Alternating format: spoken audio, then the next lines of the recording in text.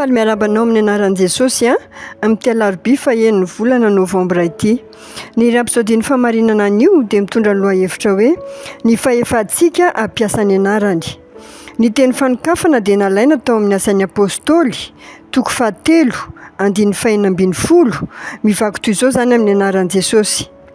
Ary ny anarany no nampatanjaka io lehilahy hitanareo sy fantatrareo io no ny finoana ny anarany. Eny, ny finoana izay avy aminy no nanome azy io fanasitranana tanteraka izay teo imasonareo rehetra. Rehefa mivavaka isika dia tsy mivavaka amin'i Jesosy, amin'ny anaran'i Jesosy, fa diso zany. Toy ny hoe mampiasa ny fahefana amin'ny tenany ihany izy, tsy misy dikany zany.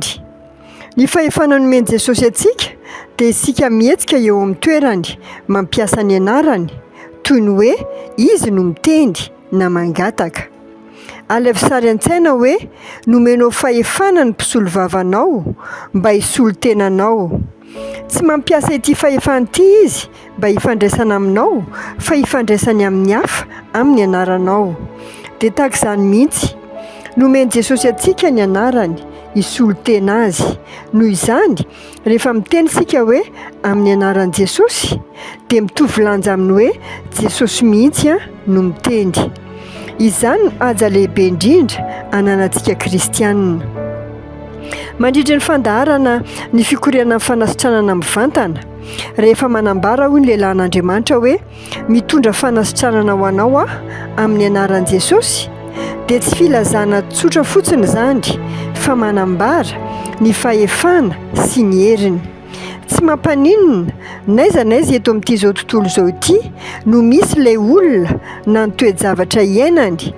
Rehefa mampiasa ny anaran'i Jesosy isika dia miala ny sakana rehetra ary votsitra ny herin'Andriamanitra, fitaovana ny anarany. Aleloia! Raha voalaza fa voan'ny homamiadana ianao ohatra, dia azonao atao ny mamono izany homamiadana izany amin'ny fampiasana ny anaran'i Jesosy. Apetrao eo amin'izay faritra marary ny tananao ary ambarao hoe amin'ny anaran'i Jesosy mandidy ny homamiadana ho faty ary miala amin'ny vatako. Raha voasambana ianao no manao izany ka toa tsy misy nahinana mitranga, aza kivy, aza manaiky hiova, tadidio fa izay mitandrina ny zava-poana mandainga dia mahafoy ny famindrapony, hoy ny Jona 2:9.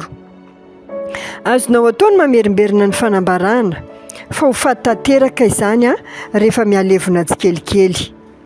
Raha tratry ny aretina handoha-mafy ianao dia ambarao amin'ny anaran'i Jesosy fa mitony zany. Mety angamba hampahorian'ny tahotra ianao, mandra-pahatonga anao tsy te-hijanona irery ao an-trano amin'ny alina. Fotoana izao ampitsarana izany. Amin'izao fotoana izao, lazao ny fanahin'ny tahotra. Amin'ny anaran'i Jesosy, ry tahotra mandidy anao mivoa. Dia manomboa manambara hoe tsy manaiky tahotra, manana fahasahiana amin'ny anaran'i Jesosy. Mety efa ela nitadiavana asa ianao fa tsy nisy vokany. Manapa-hevitra an'io ary ambarao hoe an'io andeha ary akalay asa tsara indrindra mihoatra ny hatramin'izay teo amin'ny fiainako amin'ny anaran'i Jesosy. Dia ho azonao zany. Aleloia! Ny fahefana izay nomena antsika hampiasa ny anaran'i Jesosy dia feno ary tsy hahifaritana. Tsy misy toe-javatra na zava-misy na demonia afaka manohitra na mahajoro na handà zany hery zany. Manasanao ahako hamerina an'izao vavaka ho tononoko manaraka izao amin'ny fonao rehetra.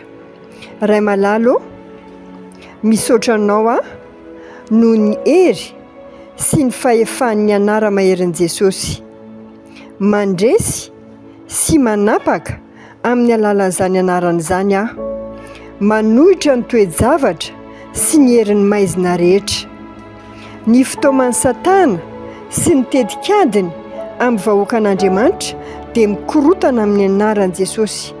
Fa ny fiangonana kosa dia mifaly amin'ny fanapahana sy ny fandresen'i Kristy. Voatabe sady ankasitrahana amin'ny